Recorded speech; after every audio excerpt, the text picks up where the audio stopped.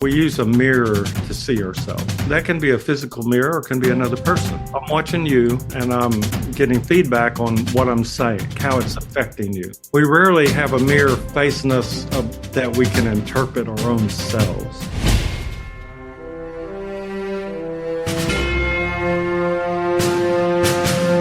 Welcome to Mindset Lessons from the Field. I'm Gina Cazazzo, the author of the upcoming memoir, Training with a SEAL. Today's guest is no stranger to the show. He's been mentioned so many times I had to bring him back. He trained special forces and has a deep background in martial arts, which led to other forms of energy transfer and healing practices, where he then developed his own method called creative energetic healing. His insights are powerful, practical, and transformative. Ladies and gentlemen, I welcome back to the show, Randy Veitenheimer. Randy, thank you so much for joining me today. Great to see you again. Yeah, you too. You too. I'm excited because I had stuff to ask you, but then we had someone on the show recently who was then talking about war, and every day you're like going to war, and the mornings are the time of the day where you're getting ready, you're waking up. Now I'm paraphrasing what he said, but I know you say that. So I wanted to go right into that and talk to us about why do we wake up and go to war, and what is the best way that we can prepare for that? The idea is that we're in conflict. Everybody thinks the conflict is external. They don't count in how much internal activity is going on. To explain that is to explain kind of like the work I do with people. Most people are fighting themselves. They're fighting their history, their programming, their experiences, their connections, and all those things tend to be contentious. That's what we would say. You come along and let's say you're 30 years old and you don't realize that any problem you're having came from previous programming and experiences. In other words, the way you approach life, the way you approach problems is all built in by the time you're 7, 8 years old, 9 years old. So we say people don't know the battles you're fighting. So somebody's sitting next to you at a bar or restaurant, you have no clue if what they're fighting. They're fighting depression, anxiety, inability to relax. They're fighting, somebody told them to do really good in life. I love all the programs on the internet. Oh, you can be great. The only problem is there's an internal conflict. There's a program from when I was, 5 years old to 20 that I would never make it, that I was an idiot, that I was not capable of finding love or wealth or health. And all the promoters of these positive things skip over all that. If you can't come to some sort of balance, which is that stoicism thing, it's like if you can't examine it even. And so now we have a problem. I don't know who I am. I don't know what I do, and I don't know why I do it. If you write those down, you're going to start discovering, like every time you're in conflict or every time you're anxious or depressed or anything, at that moment, you would step back. And that's a skill. It's the ability to see yourself, the ability to hear yourself. So those are some of the first exercises. If you sit there and you're yelling at somebody, have somebody videotape it. It's pretty shocking that you can make all those faces. I tell people it's like hold up a mirror to a 5-year-old that's screaming and pitching a fit. They cannot look at themselves. It's the negative energy pouring off, reflected back by the mirror, becomes impossible to handle because we can't see ourselves being what we call that ugly. So then we go, well, everybody meets a mirror, every situation, every activity. And we go into those without realizing that we're seeing somebody mirroring who we are, how we are, what we are. So we don't know the conflicts that are going on with a person. When you wake up in the morning, are you fighting your ego? Are you fighting your memory? Are you fighting your programming? Are you fighting your geophysical location? Geolocation. So what that means is like, everybody wants to do well, but maybe well isn't available where you are. It doesn't have to be a spatial. It could be temporal. In other words, like, I want to drive a car, but I'm 9 years old. So it's like, well, driving a car temporarily is unavailable at this time. It doesn't mean you can't do it, but you're going to be maybe not as coordinated and skilled at some other point in time. And then we go into spatial. It's the same thing. It's like, I want to do well in life. I want to find let's say a wife or a husband, if people still do that. And you go, well, I'm in the middle of Oklahoma, let's say. Well, now we go real simple question. How many wives are available to me? If we go to Washington, D.C., well, there's a few more. There's a larger female population in, let's say, a target group, 25 to 50 or something. These are things we don't think about. Now we're going to fight that availability. We're going to fight for a reality that's inaccessible to us. It's not available. So that's one of the things that I did a little video when I was in like Central Park in New York about manifestation. And I listed 7 things that people get wrong about it. And basically, the number one is what you want available to you. If it's not available, you can educate yourself, you can move, you can do all kinds of things. But even there, most people don't have the ability to self-interrogate. That's what I call it. The ability to interrogate their own consciousness and their own desires to the point that they come up with an answer that is, let's say, truthful.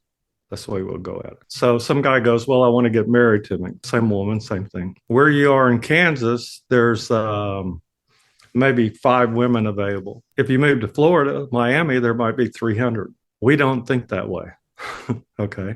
Mm-hmm. We don't think about that the education you receive at one college is different, let's say, than another college from a standpoint that, well, it's all a college degree. No, it's the people and the environment and the base level programming that's going to go on with each of those institutions.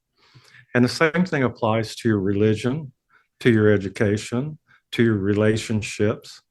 All those things need to come into question, not as a way to criticize what happened to you in life growing up, but as a way to evaluate, does it seem valid today? Does it still something that you can work from? You know, if you grow up fighting, do you really need to fight that much when you're 50 or 60 years old? It's entertaining. Looking backwards, I can say it was highly entertaining. Was it destructive? I don't know. I got a few scars from it, but more than a few. The idea being is at some point, you don't want to do that anymore.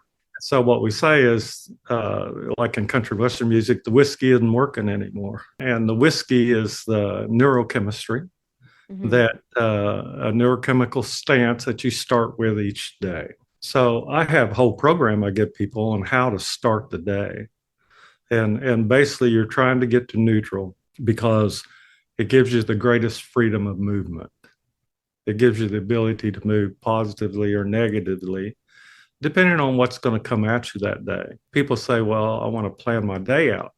Well, plan your day out knowing that it might not work out that way. And that's not a cause for frustration. That's actually a source of education, something that might give you the opportunity to alter all your basic stances physically, mentally, emotionally, spiritually, psychically, psychologically, etheric, astral, causal. Those are the ones I use to determine, just like we'd say somebody has an IQ. Well, they have an emotional Q.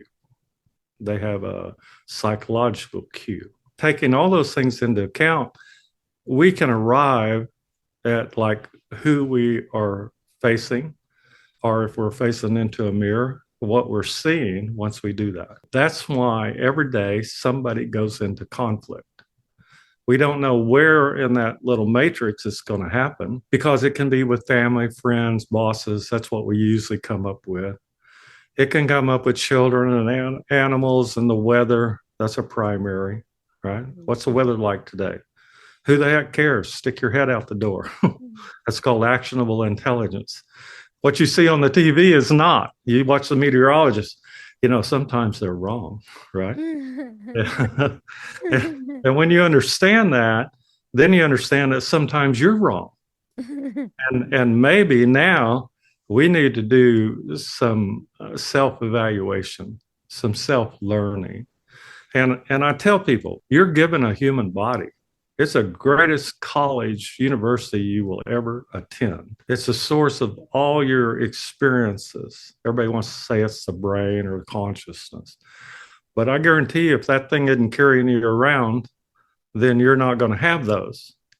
And when it quits carrying you around, you're not going to have any of the experiences of what it means to be alive or conscious. Did I It's talk too much? no, because as you were talking, you were answering all my questions I had for you, like as it was coming up. So I was like, so then let's go back to like the very beginning when we talked about going to war, right? And you said Right, that you're going to war, you have a internal war within yourself, right? right, Um, and self-awareness helps us to not be frustrated or judge that. It allows us to observe that to then make the necessary changes. Is that right, correct? right, right. So then what about the external? Is there an external war of things that are against us out there? Like what about not just the internal? Let's talk about the external. Okay. So on the Gaia, I did a series called Quantum Effect. I introduced the concept of zero reality, number one reality. And so the idea being is the number one reality is everything your senses process. And zero is everything your imagination and what I call 99% of all reality. Of course, physics kind of backs this up. The universe is made of dark energy, dark matter. And if you add it all up, it's about 95% of the universe. Well, it's also about 95% of reality. And it has different physics. It has different, here we go, entities, not non corporeal intelligences. It has demons, ghosts, angels. History is replete with all the different things that are out there and people's interactions. The thing I introduced on those two things, there was a third one called neutral.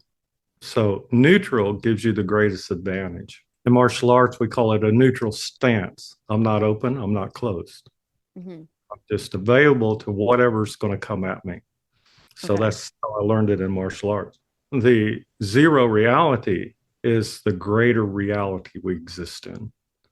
And we have attributed gods and myths and religions and politics and idolization. Taylor Swift's in there. You know, it just says number of followers. I mean, she might be passing Zeus or Zoroaster at this point. We don't know, right? And so you look at all that and go, God, if I could just get to neutral, then I wouldn't be biased towards myself or others. I would strictly be an observer type role to see what's going on and to understand what that is in the way that I would derive something useful from it. Like even just sitting in a restaurant or bar, if you watch people's behavior, it's like, are they sitting up? Are they hunched over? And then you look at yourself and go, oh wow, I'm hunched over too. So so we have a mechanism of like evaluation and balance that comes into effect. If Mhm. I see myself hunching over, I mean, I had a man tell me when I was 21, I would hunch over because I was tall. He said, why do you do that? Right? Why do you diminish yourself? Well, that's a product of our society. We don't encourage people to be like, see what I mean? So if you're walking down the street in New York City, I guarantee you this will get you less robbed than this will. Mhm. So it has a beneficial effect to be able to see yourself. The other part of the question, like if you look at SEAL training, at some point they don't want you involved from an emotional standpoint. And of course, this is the same training I had in martial arts. And it had to do with severe abuse of the reptilian brain that hits you in the back of the head. But the idea is you're not there to be emotional. If you have situational awareness that's going through your emotions, you're going to be way too slow. But if you're in a relationship, let's say with a partner, you're going to be way too cold in that relationship. So we see a lot of problems in relationships for people that come out of, let's say, major military training because that's all been shut down. And I tell people, you're a human being. It's okay to be human. It's okay to have emotions. It's okay to have feelings. It's not okay to have emotions, feelings if you're in the middle of a battle. So now we have most people in their relationships, marriages, in their jobs. What do? They shut down. Now, that's the withdrawal of your consciousness. And like in the SEAL training, it's to shut it down so that there's an increase in your conscious, what we call problem solving and interactive ability with your environment. Those are two different things. We don't need to be at war with other people. Okay.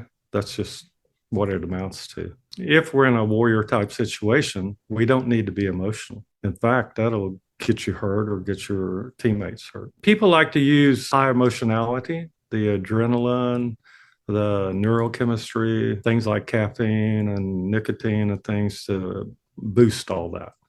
But there's always a price to be paid. And what that is a diminishing of your senses and ability to interact with the world. And if it goes on from the time you're in, first a child and your parents are always diminishing you. If they're always encourage you, that's always a problem too, because they may encourage you beyond your ability to drive a truck at 9 years old. Mm-hmm. It's like, look at me, I got this, right?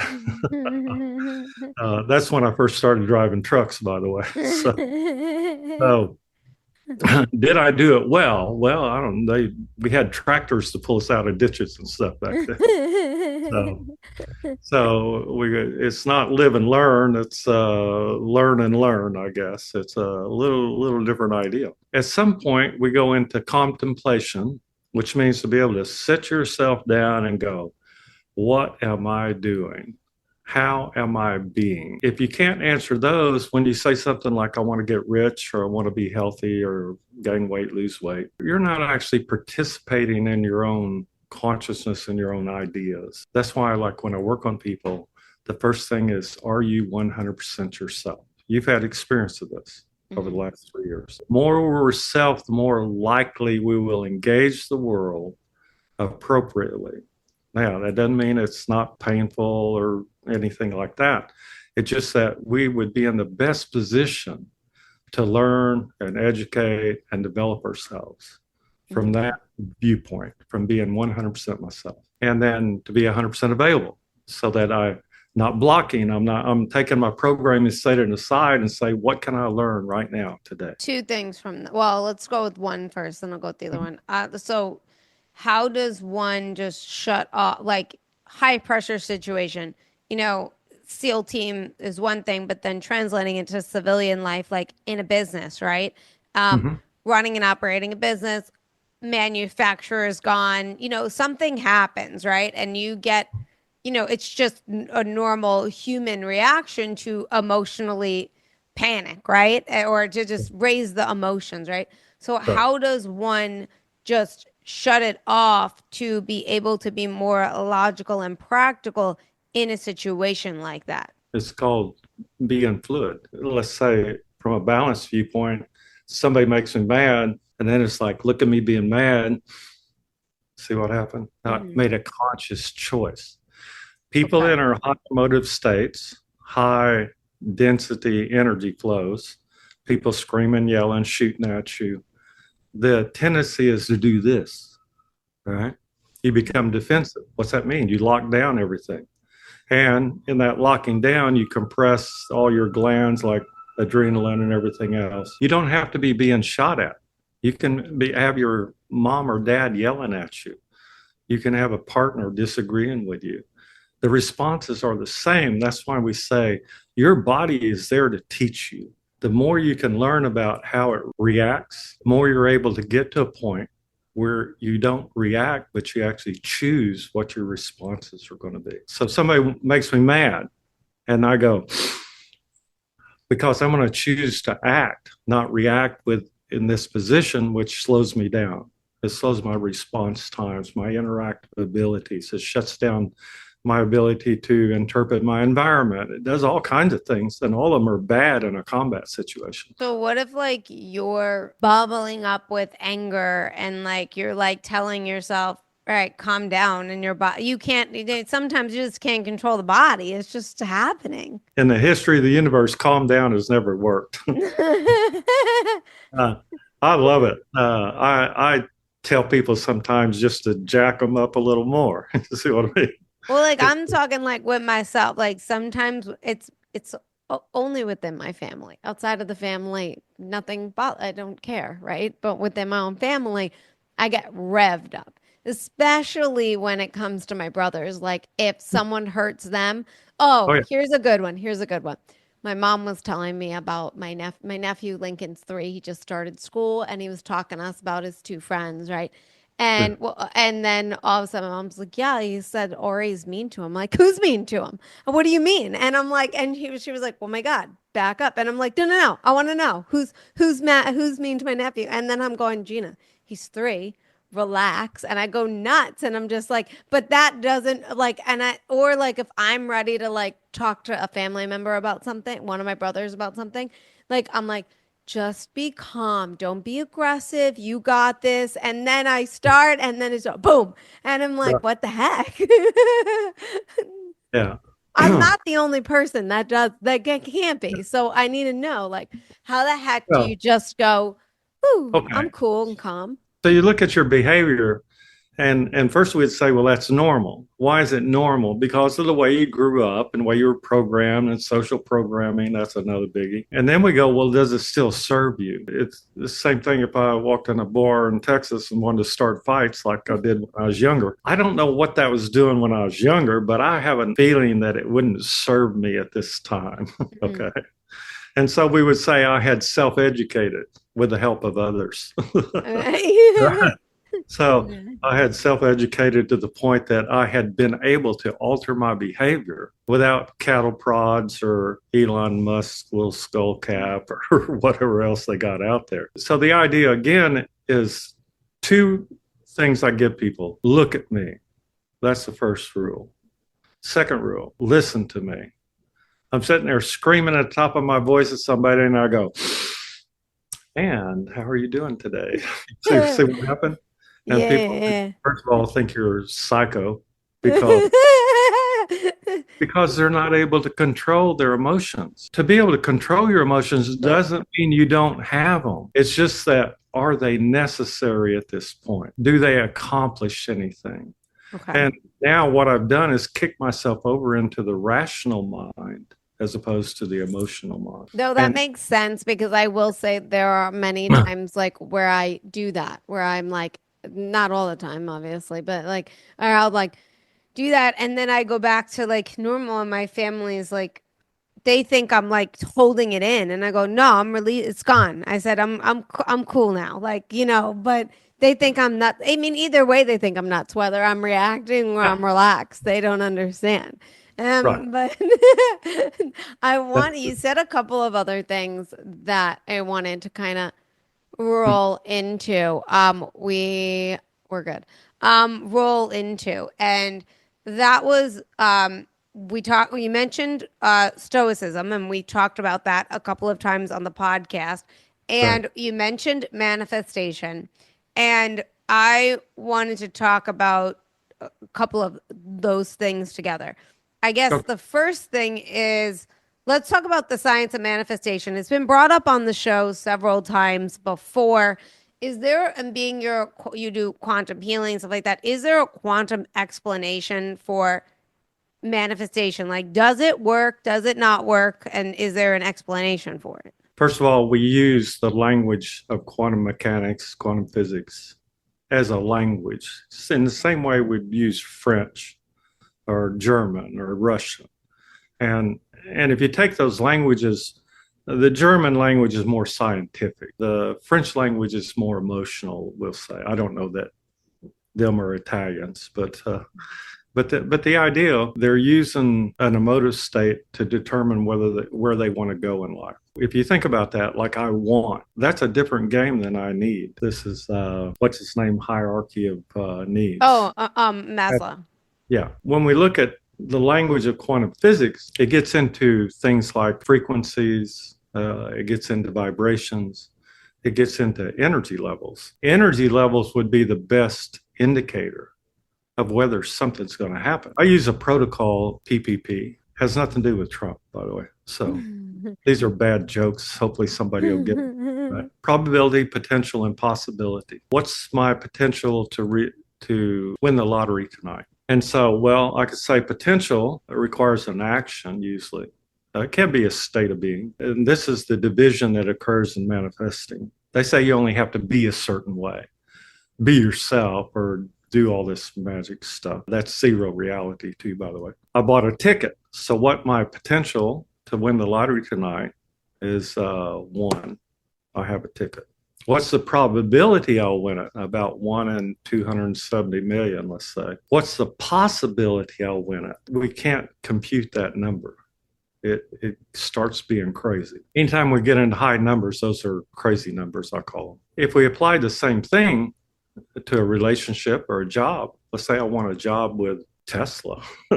So what's the potential of me getting a job there? Well, I could list all the reasons why I wouldn't. No amount of wanting or needing is going to get me a job at Tesla. It doesn't mean I don't know you and you know somebody and I get a job there. Okay, but here's my question let's go to the lotto ticket because that was a good one.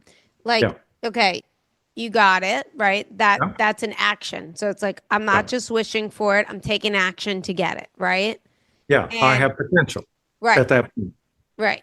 Now, here's the kicker that I'm curious about, okay? That as an energy doctor, you work within the field, right? Energy.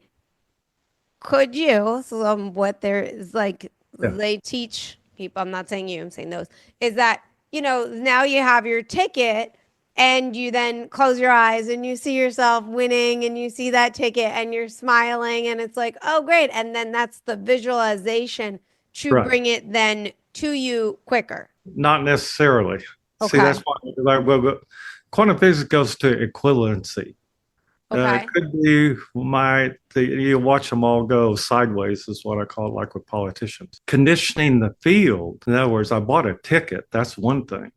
Now I have potential. The probability could be increased by me going, oh, I see myself winning the lottery and buying a new Range Rover and going to, I don't know where. So all that stuff comes into play because conditioning the field is something you can do.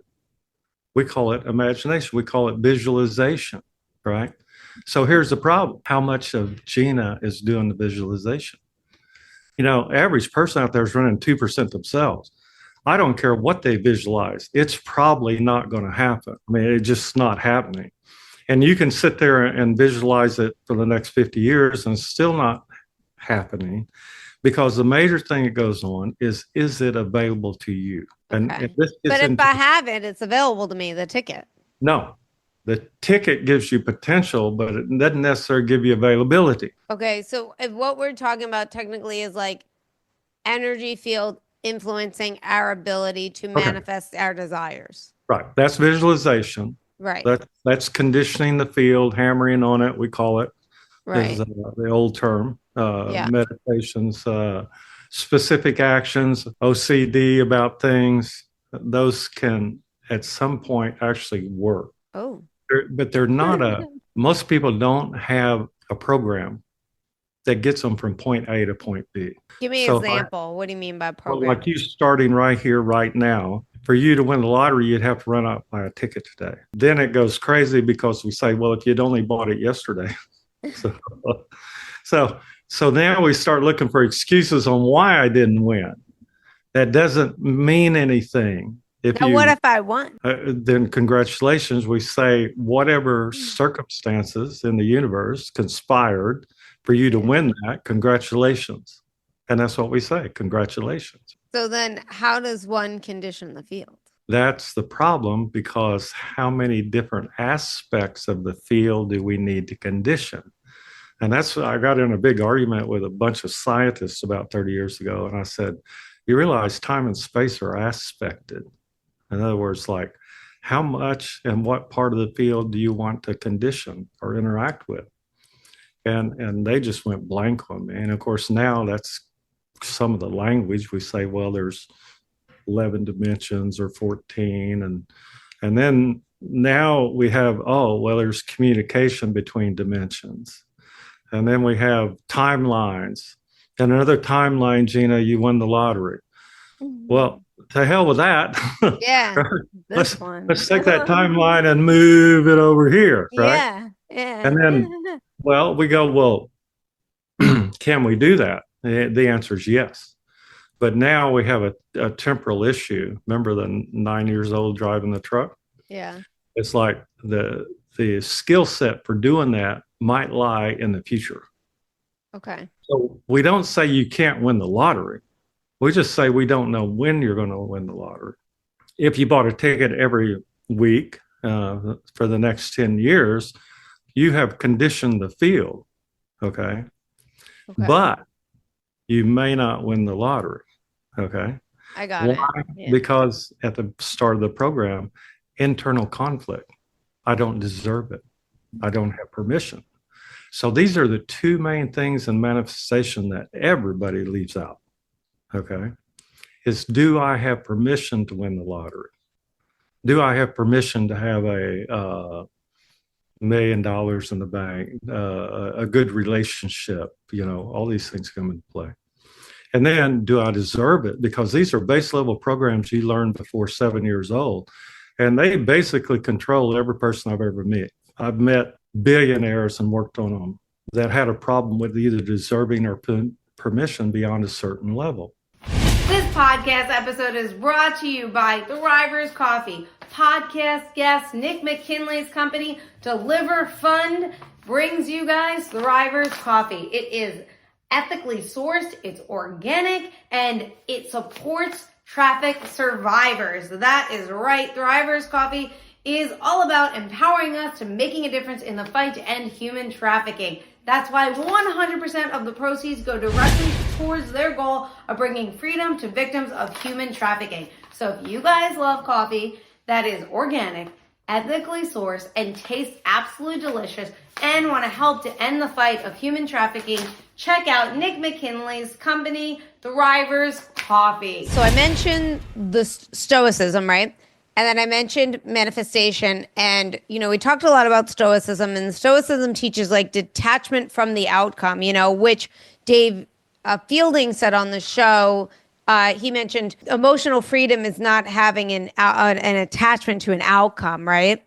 So while manifesting focuses on setting an intention, I feel like it makes you more attached to the outcome, right? As opposed to detaching because you're thinking about it all the time, right? But can those two ideas ideally work together? No.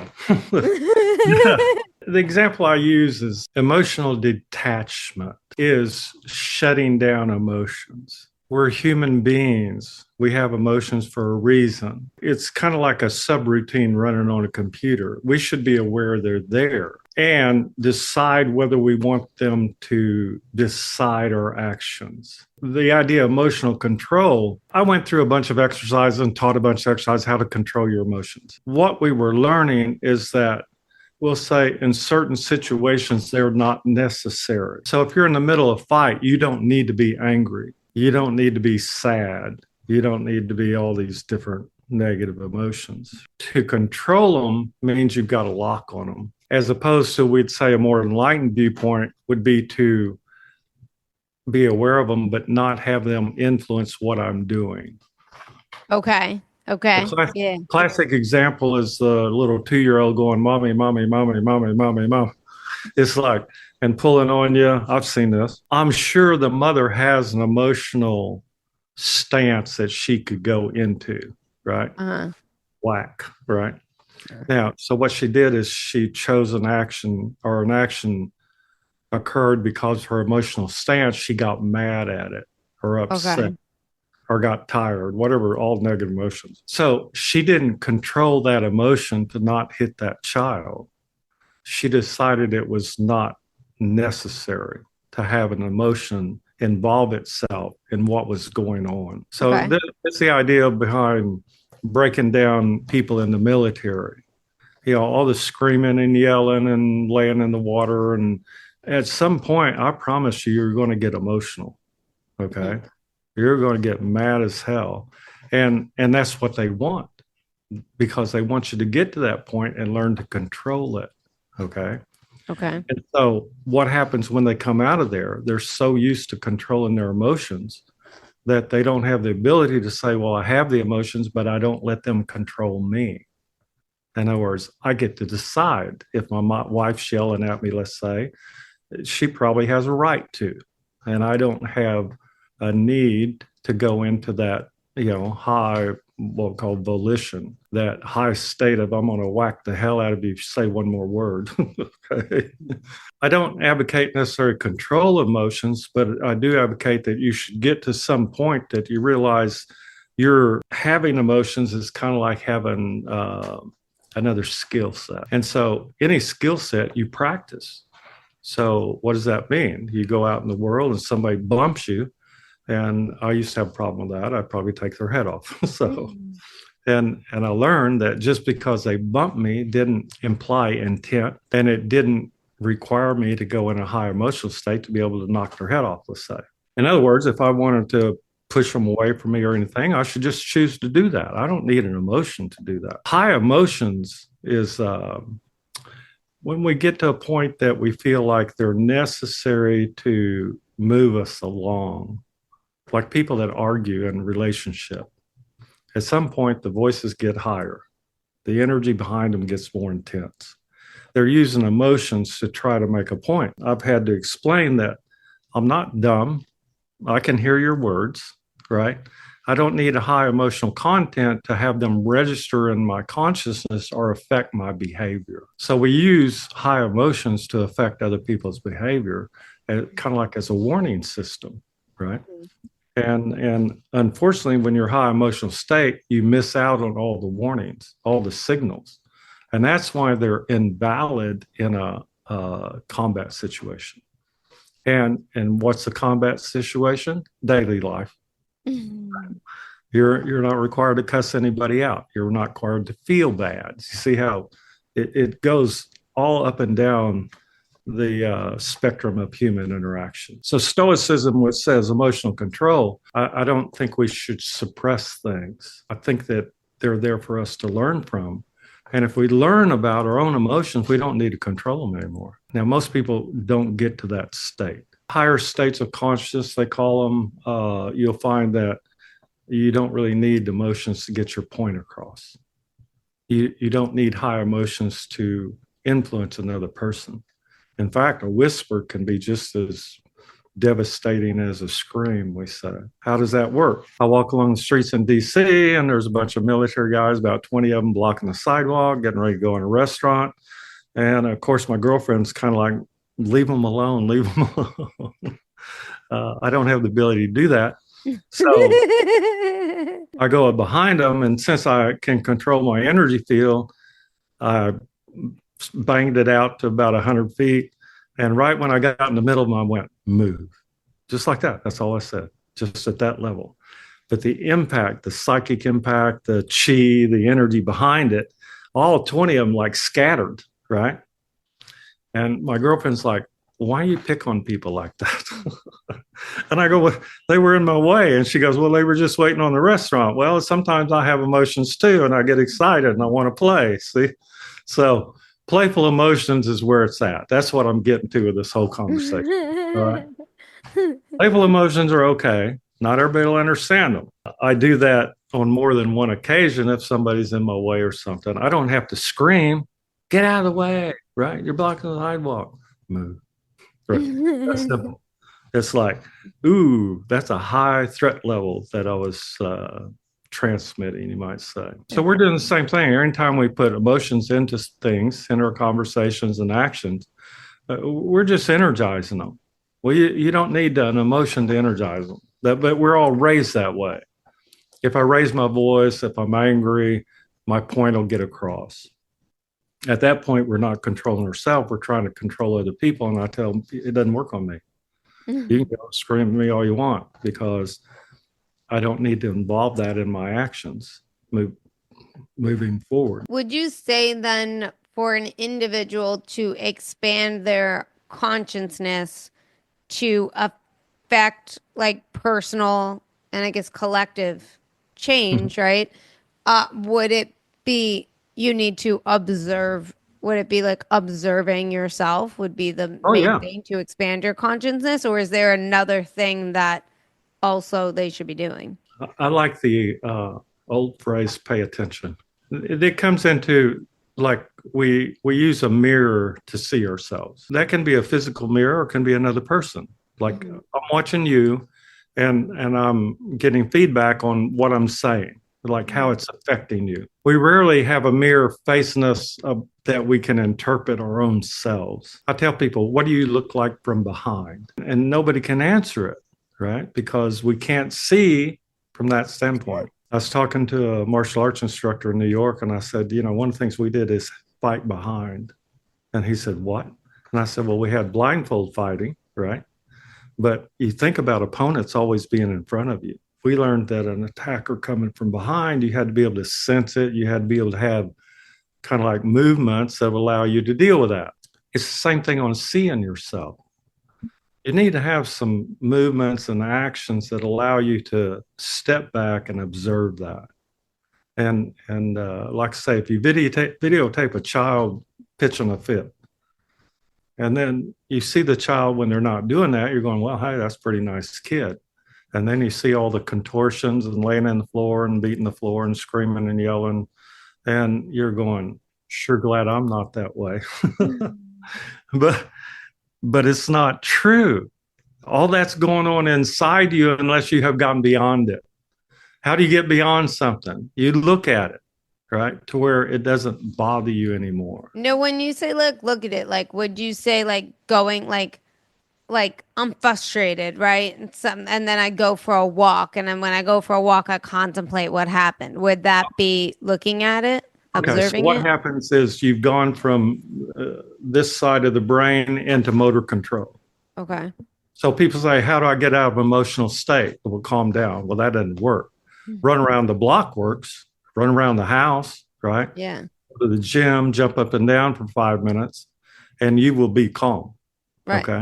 If Yeah. you're not, do another 5 minutes. Okay. Because what you're doing, you're switching out of emotive state into motor control, this area of the brain right here. And the other way is to switch out of emotive states into intellectual states. So as soon as you go, look at me being mad at somebody or being sad over my current condition, you have changed from being in the middle of the emotional content of that, the emotional experience of it.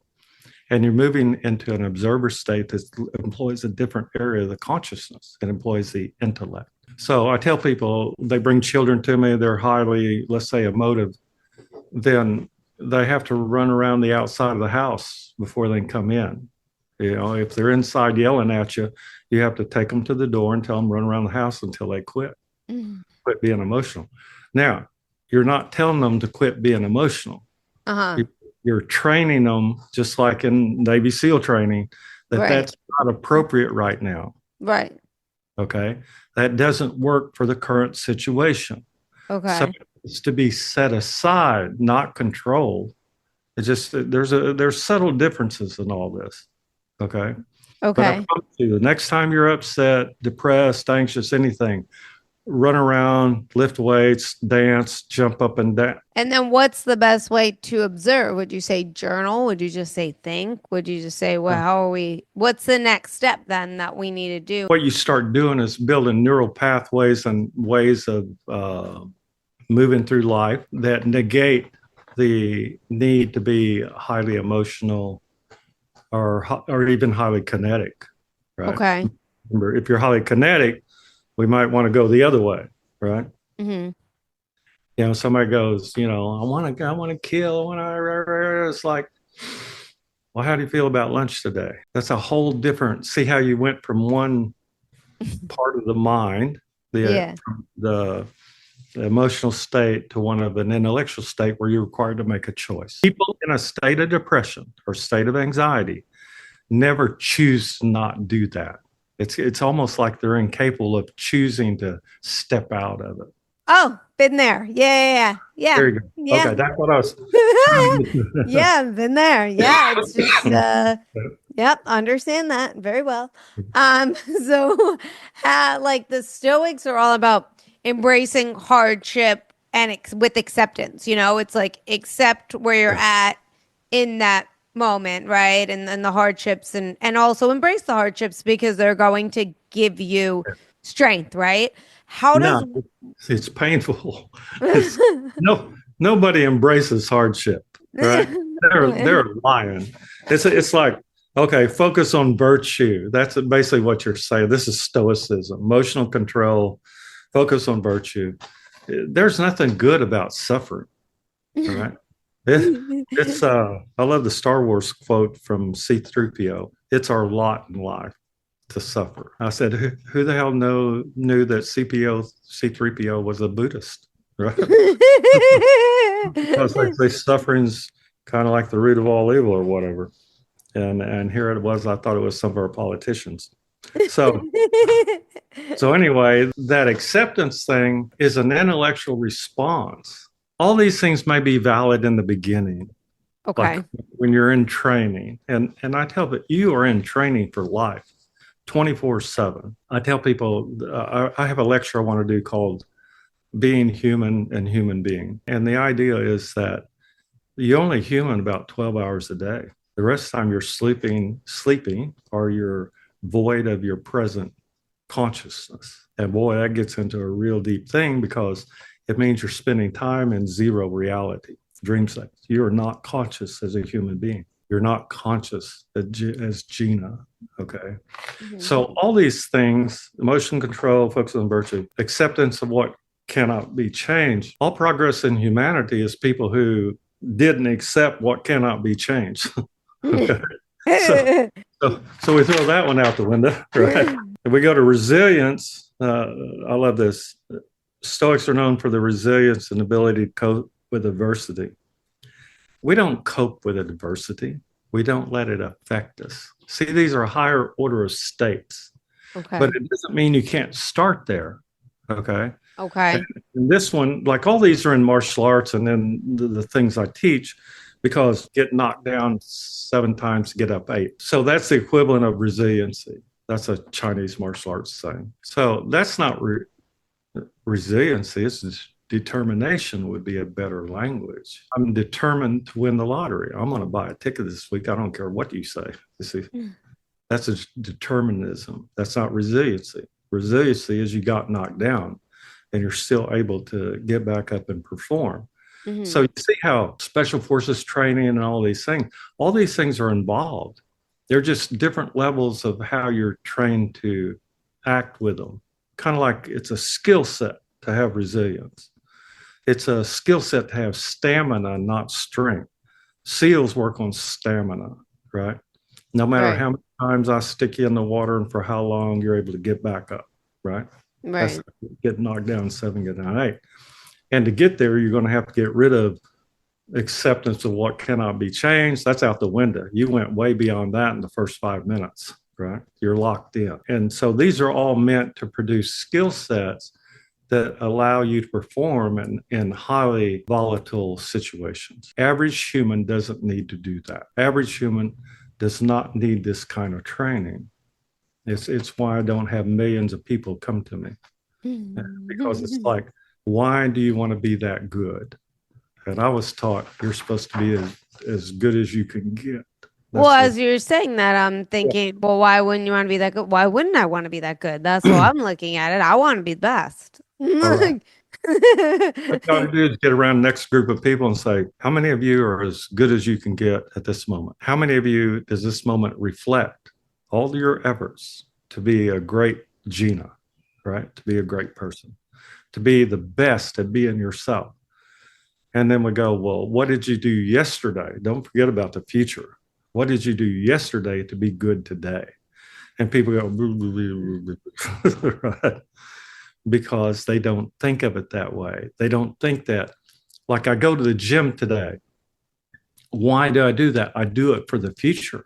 I don't do it for the past. So definitely not doing it for the present. It's exhausting. Well, the present is another myth that doesn't exist either.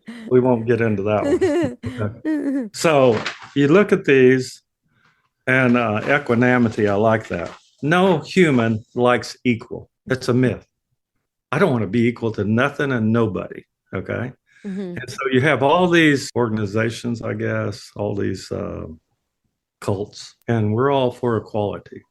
And the answer is, I want to be equality, not just like everybody else. I want to be equality at the level of people that are above the equality at the level I'm at. Do you see what I mean? In other words, there's always this sense that I could be better, or Right. that I could be more equal. Okay, and how does that play out? All our politicians and political endeavors are based on equality, but I can be a little better. I'm a little higher up the scale. Anybody you meet like that, like I go around DC and I love to go to these think tanks and things. It's phenomenal the number of people that know more than you do and have a better idea about what you should do in life. Okay. and and if you don't know what that's like, all you got to do is go on the internet Oh and yeah. Yeah. yeah, and they're going to tell you you can be better, right? Nobody ever addresses what it means to be you. That's that 100% self thing. Yeah, when I work on the people, it's very simple. Be 100% yourself and 100% available. 100% available means you're not subject to all your programming and circumstances and things you can't control and all that other. That's going on all the time. It's that you have now start to develop a skill set, a presence, and a level of consciousness that allows you to deal with this reality and deal with it in a way that is, we'll say, progressive. I don't like that word, but certainly not in a way that deteriorates being Gina. So Okay. we don't look at what we do. We don't look at what we eat. Does this deteriorate me being myself? Does this impact my ability tomorrow or tonight or next day to be able to confront whatever's thrown at me? Eat a pizza tonight, eat a whole pizza, drink a six pack of beer, and at 7 o'clock in the morning, you're going into a big fight. That doesn't really make a lot of sense. Okay. When you're 18, that might be something that could happen. But I guarantee you at 60 or 70, that is not happening at all. Right. Y'all going to have the fight without me. Do you see what I mean? Like, go ahead. Anybody wants to know like what that looks like? Look at the age of Putin and Trump and the Korean guy, Rocket Man. What the hell are y'all doing? You're sitting there eating pizza and drinking a six pack, thinking you're bad the next morning, right? You're not.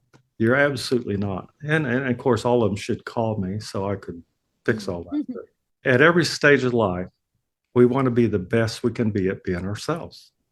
And that's going to take some application of martial arts, meditation, yoga, dance, swimming, something. All of them involve a physical body first. And then you want to get out of the physical body after it's all been hurt and everything.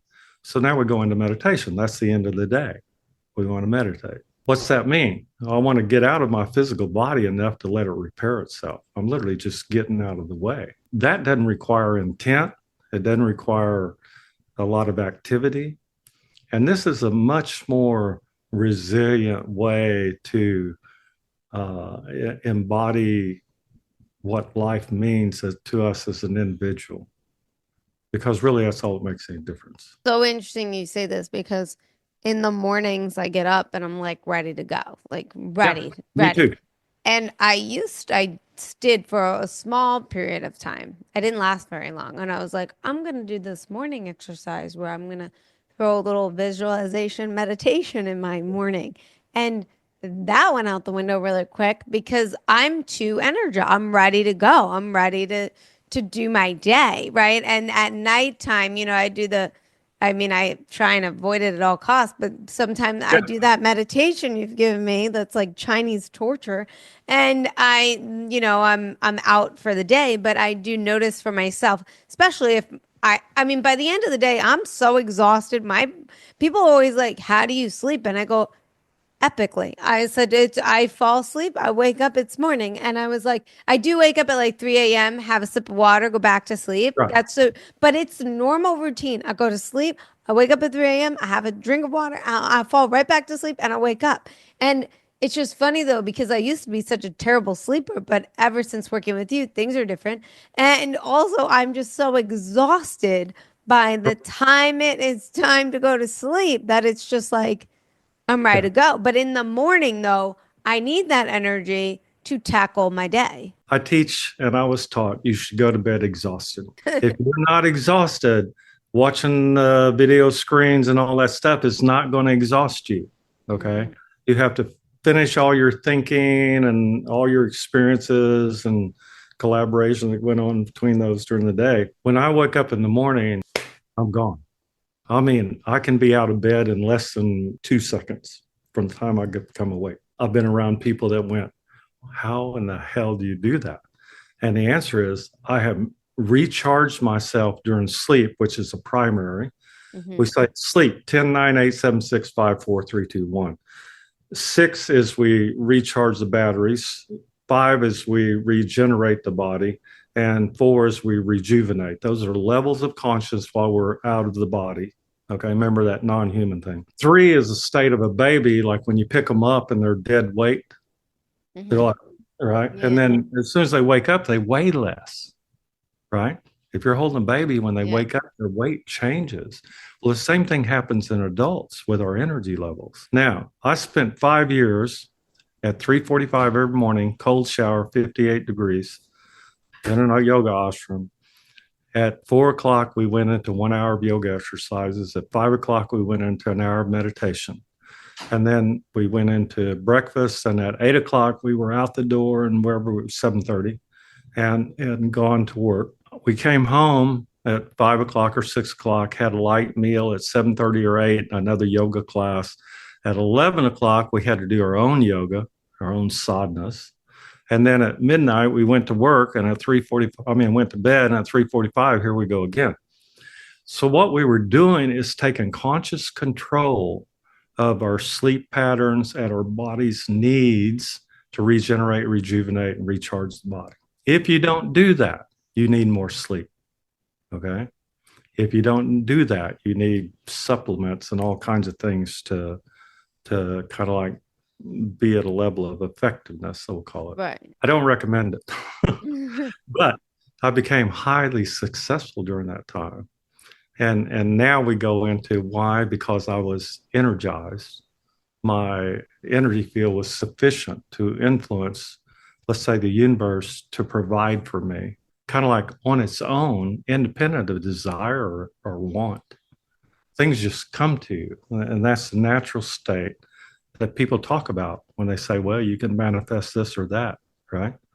Mhm. It's not deserving and it's not needing or wanting. It's just that you're being in a state where those your needs are met by the universe, not necessarily by yourself. This was a really great conversation. I want to thank you so much for being on the show again. Yeah, Did we miss anything? And anything you wanted to touch base on, or you think because that was like, wow. call me. Yeah, but call him. He works wonders. uh, but the idea is that everything works. Everything works like all the internet stuff. You can learn trading in 20 minutes, and the answer is it works for somebody. Okay, it's kind of like diet. Somebody it works for, but not everybody. And that's that thing about the individuality of being human. There's no two humans alike. We can get high correlation, right? But they're not alike. And nobody's really ever addressed why that's true. And that's my little talk I wanted to do on being human and human being and why they're different and how you merge those so you get the best possible outcome of being in this lifetime. Mhm. And forget about all that noise of never coming back. This is the greatest place literally on earth. Okay. So that's my opinion of it. All right. Thank you again. I'm really glad we brought you on the show. Definitely gonna be back again because it's just great conversation with you. People can reach me at Energy Doctor, spelled with a K, at me.com. I tell people my phone number is 202 904 9560. I'm on Facebook and all that other stuff, and they're welcome to contact me. Don't forget to like, share, comment, subscribe, follow our Substack. It's completely free for everybody to help build your resilience and all that stuff that we talk about on the show. And I'll see you guys all next week. Thank you so much.